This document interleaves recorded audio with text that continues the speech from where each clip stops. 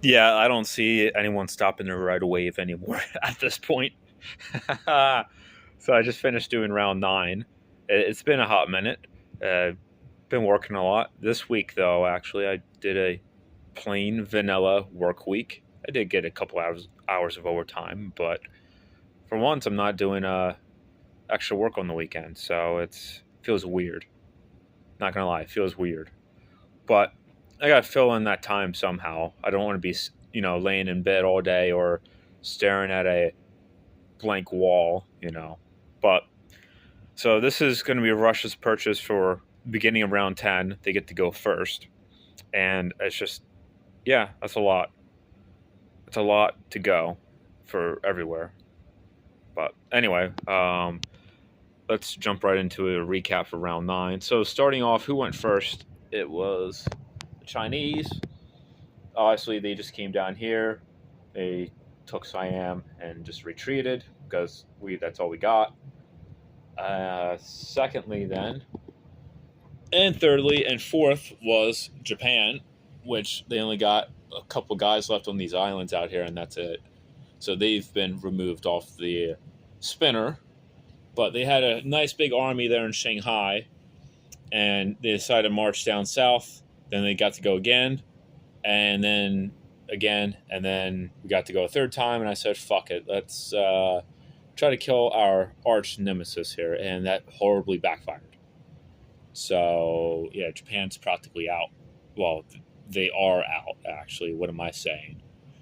So that was their three turns in a row, which would have been nice had they had that when their fleet was still alive and all that. That would have been massive for them. But too late now.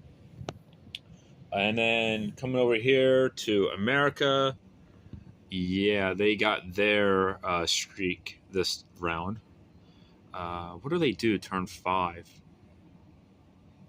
I know they didn't come down here to West Africa on turn 5 yet.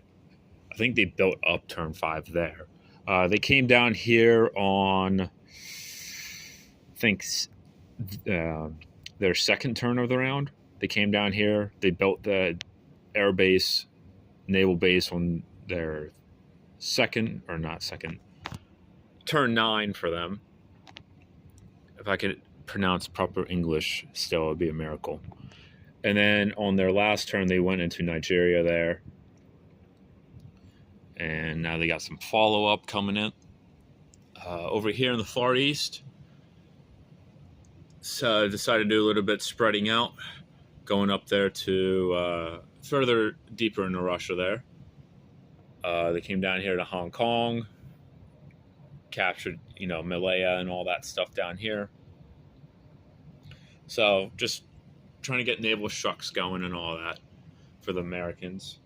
What else happened? Oh, yeah, India was able to go.